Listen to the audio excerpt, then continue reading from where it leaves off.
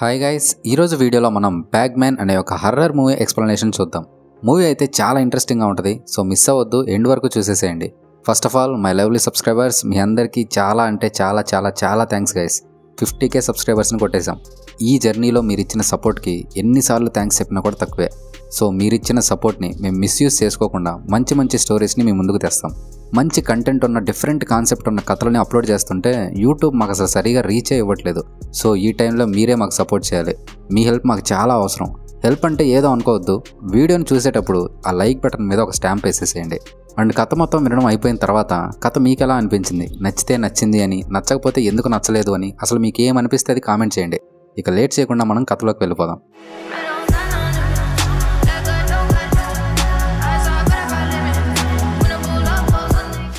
Open చేస్తే baseball గ్రౌండ్లో ఒక ఫాదర్ అండ్ డాటర్ని చూపిస్తారు. ఆ పాప పేరు ఎమిలీ. అతను ఎమిలీని, ఏంటి నీకు ఈ మధ్య పీడకలలు వస్తున్నాయంట కదా, నాకు వాటి గురించి చెప్పు అని అడుగుతాడు. బట్ ఎమిలీ ఆ పీడకలల గురించి తన ఫాదర్కి అంత ఓపెన్గా చెప్పదు. కట్ చేస్తే ఎమిలీ ఎంతో ఇష్టంగా సేకరించుకున్న కొన్ని బొమ్మల్ని, వస్తువుల్ని వాళ్ళమ్మ పడేయమని చెప్తుంది. ఆ పని మీద ఇద్దరు బయట ఉంటారు. ఎమిలీకి ఒక బన్నీ బీర్ అంటే చాలా ఇష్టం, కానీ దాన్ని కూడా ఇక పడేయాల్సి వస్తుంది. ఇక ఎమిలీ ఆ బొమ్మని కారు వెనక పెట్టేసి ముందుకు వచ్చేసరికి అక్కడ ఎమిలీ ఫాదర్ ఉండడు. అక్కడున్న వీధి లైట్లన్నీ కూడా సడన్గా ఆన్ అండ్ ఆఫ్ అవుతుండడంతో ఎమిలీకి భయం వేస్తుంది. ఇక అన్ని లైట్లు ఒక్కసారిగా ఆగిపోతాయి. ఎమిలీ చిన్నపిల్ల కదా, సో బాగా భయం వేస్తుంది. ఇక ఎమిలీ భయంగా తన ఫాదర్ని వెతుక్కుంటూ వెళ్తుంది. అయితే అతను ఒక రూమ్లో ప్యారలైజ్ అయ్యి నేల మీద పడిపోయి ఉంటాడు. అతను ఎమిలీని పారిపోమ్మని చెప్తుంటాడు, కానీ వెంటనే అక్కడికి బ్యాగ్మ్యాన్ వచ్చి ఆ పాపను మడతపెట్టి ఒక చిన్న బ్యాగ్లో కుక్కేస్తాడు. పాపం ఎమిలీ చనిపోద్ది. మన చిన్నతనంలో మన అమ్మ వాళ్ళు మాట వినకపోయినా, అన్నం తినకపోయినా బూచోడొస్తాడు, మాట వినకపోతే ఎత్తుకెళ్తాడని చెప్తుంటారు కదా. నాకు ఈ సీన్ చూసినప్పుడు వీడే బూచోడేమో అనిపించింది. కానీ వీడు మంచి పిల్లల్ని, అందంగా ఉండే పిల్లల్ని మాత్రమే బ్యాగ్లో పెట్టుకుని వెళ్తాడు. వీడు మనిషి కాదు, వీడు ఒక రాక్షసుడు అనుకోవచ్చు. కొంచెం పవర్ఫుల్గా కూడా ఉంటాడు. వీడు ఆ పిల్లల్ని తీసుకెళ్ళి ఏం చేస్తాడనేగా మీ డౌట్. వీడు ఆ పిల్లల్ని తీసుకెళ్ళి తినేస్తాడు. కట్ చేస్తే స్టోరీ ఒక 4 సంవత్సరాల తర్వాత ఓపెన్ అవుతుంది. మన కథలో హీరో అయిన ప్యాట్ని, అతని ఫ్యామిలీని చూపిస్తారు. ప్యాట్ యొక్క వైఫ్ పేరు కరీనా అండ్ ప్యాట్ యొక్క కొడుకు పేరు జాక్. మనోడు మంచి మెకానికల్ ఇంజనీర్. ఎన్నో రకరకాల ప్రోటోటైప్స్ని కూడా డిజైన్ చేస్తాడు.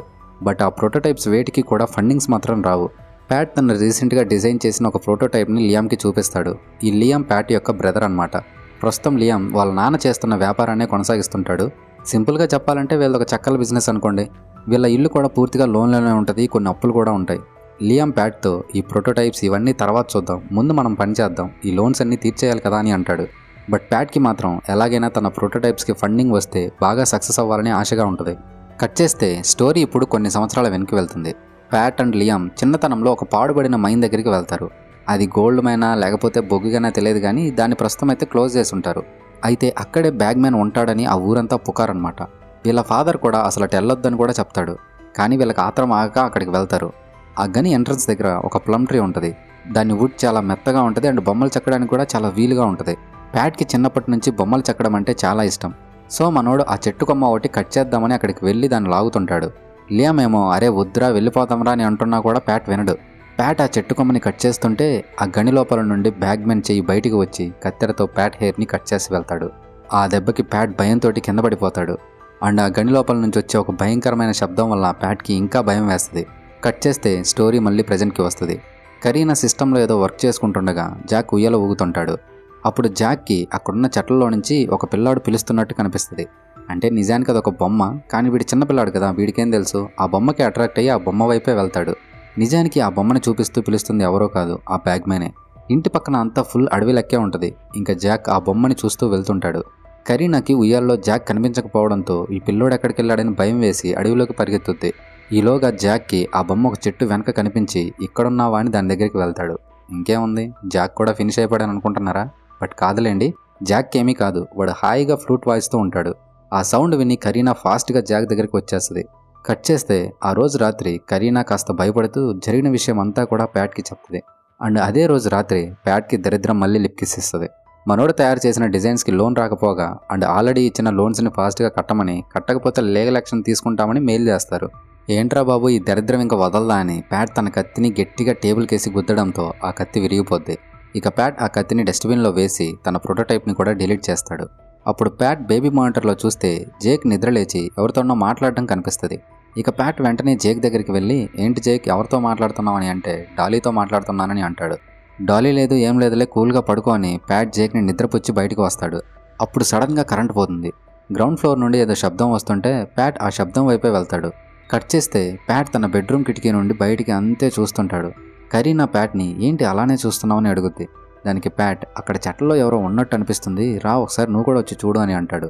ఈలోగా జేక్ గట్టిగా ఏడుస్తాడు. ఇక ఇద్దరు వెంటనే జేక్ దగ్గరికి పరిగెడతారు. ఎవరో ఇంట్లోకి వచ్చాడని ప్యాట్కి అనిపించి ఇక వాణ్ణి వెతుకుతూ వెళ్తాడు. అలా వాణ్ణి వెతుకుతూ జేక్ బయటికి వచ్చి రే ఎవర్రా నువ్వు బయటికి రారా అని వార్నింగ్ ఇస్తుంటాడు.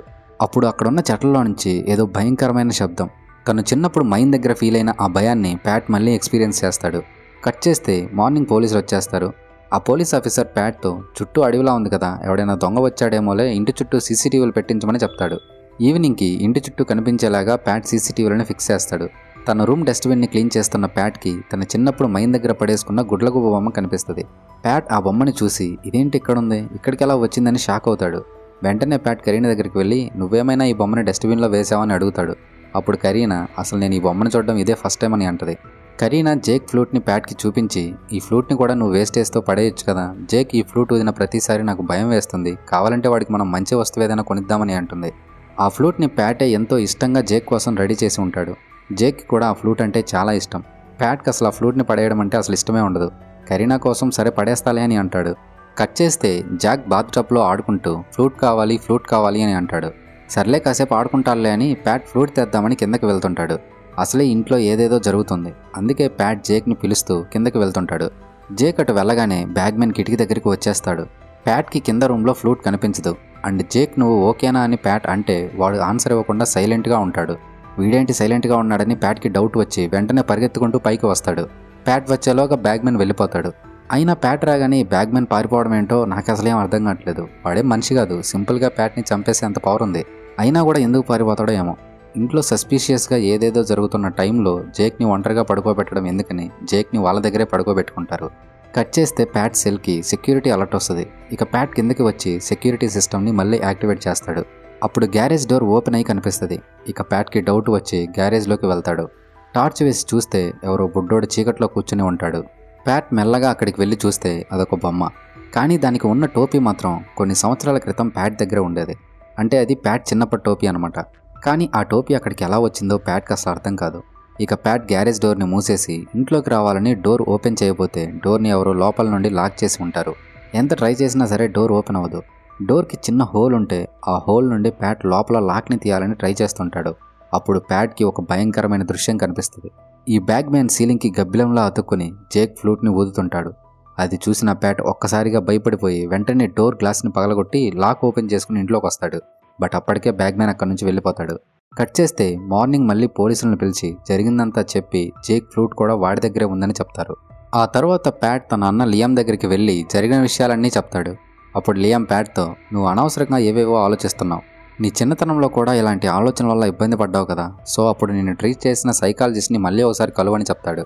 కట్ చేస్తే కరీనా జాక్ని ఒక ప్లే పార్క్కి తీసుకెళ్తుంది. జాక్ ఆడుకుంటుంటే కరీనా సిస్టంలో ఏదో వర్క్ చేసుకుంటుంటుంది. అప్పుడు జాక్ కరీనా దగ్గరికి వచ్చి డాలీ ఇచ్చాడని చెప్పి 2 పేపర్స్ ఇస్తాడు. అందులో ఒక పేపర్లో చిన్నప్పుడు ప్యాట్ మైన్ దగ్గర చెట్టు కొమ్మని కట్ చేస్తున్న డ్రాయింగ్, రెండో దాంట్లో ప్రజెంట్ పార్క్లో జాక్ అండ్ కరీనా ఉన్న డ్రాయింగ్స్ ఉంటాయి. వాటిని చూసిన కరీనాకి భయం వేసి వెంటనే జాక్ కోసం వెళ్తుంది. అప్పటికే బ్యాగ్మెన్ జాక్ని బ్యాగ్లో వేసుకోవడానికి ట్రై చేస్తుంటాడు. కరీనా బాబుని కాపాడాలని ట్రై చేస్తూ గట్టిగా అరుస్తుంటుంది. కట్ చేస్తే ప్యాట్ కళ్ళ నుండి మేల్కొంటాడు. సో పార్క్లో జరిగిందంతా కూడా ప్యాట్కి వచ్చిన కళ అన్నమాట. ఎందుకైనా మంచిదని నెక్స్ట్ డే ప్యాట్ కరీనాని తీసుకుని ఆ సైకాలజిస్ట్ దగ్గరికి వెళ్తాడు. ఇక్కడే కరీనాకి ప్యాట్ గురించిన ఒక పెద్ద నిజం తెలుస్తుంది. ఆ సైకాలజిస్ట్ కరీనాతో ప్యాట్కి చిన్నప్పటి నుండి అంటే ఆ మైన్ దగ్గర కింద పడతాడుగా ఆ రోజు నుండి పెర్సిస్టాఫోబియా ఏర్పడింది. దానివల్ల ప్యాట్కి ఒక బ్యాగ్మెన్ కనిపిస్తుంటాడు అని అంటది. అప్పుడు ప్యాట్ ఆమెతో వాడేం ఊహ కాదు, మొన్న రాత్రి కూడా వాడు మా ఇంటికి వచ్చాడని చెప్తాడు. ఆ సైకాలజిస్ట్ మాత్రం ఇవన్నీ నీ ఊహలు, అవన్నీ నీ పీడకలు మాత్రమే, నువ్వు రియాలిటీలోకి రావాలని చెప్తుంది. కట్ చేస్తే ఈ విషయం గురించి ఇద్దరు క్లియర్గా చర్చించుకోవాలని ప్యాట్ అండ్ కరీనా డిసైడ్ అవుతారు. ఆ రాత్రికి జాక్ని యానాకి అప్పగించి ఒక హోటల్కి వెళ్తారు. ఇక తన చిన్నతనంలో ఏం జరిగిందనే విషయాన్ని ఆ బ్యాగ్మ్యాన్ గురించి ప్యాట్ కరీనాకి చెప్పడం స్టార్ట్ చేస్తాడు. ఇప్పుడు స్టోరీ అంతా గతంలోకి వెళ్తుంది. ప్యాట్ ఫాదర్ ప్యాట్ని పిలిచి నువ్వెందుకు ఆ మైన్ దగ్గరికి వెళ్ళావు, అక్కడికి వెళ్ళొద్దు, అక్కడ బ్యాగ్మ్యాన్ ఉన్నాడు, వాడు పిల్లల్ని తినేస్తాడని చెప్తాడు. ఈ బ్యాగ్మ్యాన్కి ఏ పిల్లాడైనా నచ్చితే ఫస్ట్ వాళ్ళ తల వెంట్రుకల్ని కట్ చేస్తాడు. ఇక ఆ పిల్లాడు ఎక్కడున్నా సరే బ్యాగ్మ్యాన్కి తెలిసిపోద్ది. అందుకే మైన్ దగ్గర కూడా ముందు ప్యాట్ హెయిర్ని కట్ చేస్తాడు. ఒకరోజు రాత్రి ప్యాట్ ఫాదర్ ప్యాట్ దగ్గరికి వెళ్ళి ఆ బ్యాగ్మ్యాన్ లేడు అని మీ అమ్మ నీకు చెప్పమంది, బట్ నేను అలా నీకు అబద్ధం చెప్పలేను, అలాగని నిన్ను భయపడుతూ బతకమని కూడా చెప్పను. ఈ కత్తిని ఎప్పుడూ నీతోనే ఉంచుకో, ఇది నిన్ను ఆ బ్యాగ్మ్యాన్ నుండి రక్షిస్తుందని చెప్తాడు. ఆ కత్తి బ్యాగ్మ్యాన్ నుంచి రక్షించడం ఏంటని మీరు సిల్లీగా తీసుకోమాకండి.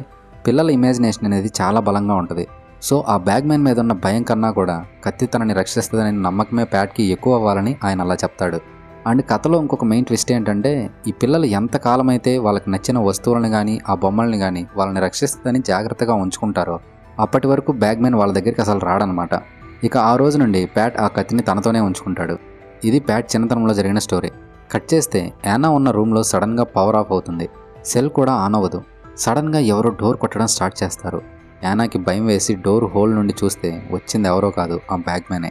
వాడు డోర్ లాక్స్ని ఓపెన్ చేయడం స్టార్ట్ చేస్తాడు. యానా మళ్ళీ ఆ లాక్స్ని ఫిట్ చేస్తుంది, కానీ వాడు మళ్ళీ లాక్స్ ఓపెన్ చేస్తుంటాడు.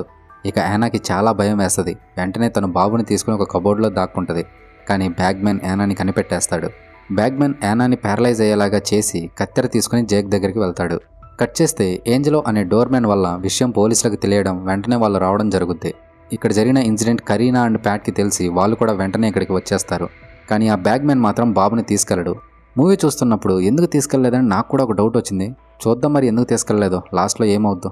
పోలీస్ ఆఫీసర్ ప్యాట్తో 4 years బ్యాక్ సేమ్ ఇలాంటి సంఘటనే ఒకటి జరిగింది. ఎమిలీ అనే అమ్మాయిని ఆమె తండ్రి కళ్ళ ముందే ఒకటి చంపేశాడని చెప్తాడు. ఇక బ్యాగ్మ్యాన్ నుండి సేఫ్గా ఉండాలని ప్యాట్ తన ఫ్యామిలీతోటి తన అన్న ఇంటికి వెళ్తాడు.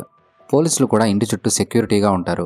ఆ రోజు రాత్రి ప్యాట్ బేబీ మానిటర్లో జాక్ని చూస్తుండగా ఆ మానిటర్లో బ్యాగ్మ్యాన్ కనిపిస్తాడు. ప్యాట్ వెంటనే రూమ్ నుండి బయటికి రాగా తన అన్న వదిన కూడా ఇద్దరు ప్యారలైజ్ అయ్యి కింద పడిపోయి ఉంటారు. ఆ బ్యాగ్మ్యాన్ అప్పటికే జాక్ని బ్యాగ్లో వేసేసుకుని ఉంటాడు. జాక్ ఏమో నాన్న నాకు సహాయం చేయని అరుస్తుంటాడు.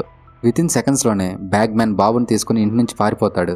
అది చూసిన ప్యాట్ వెంటనే బ్యాగ్మ్యాన్ వెనక పరిగెడతాడు. చివరికి ప్యాట్ మళ్ళీ అదే మైన్ దగ్గరికి చేరుకుంటాడు.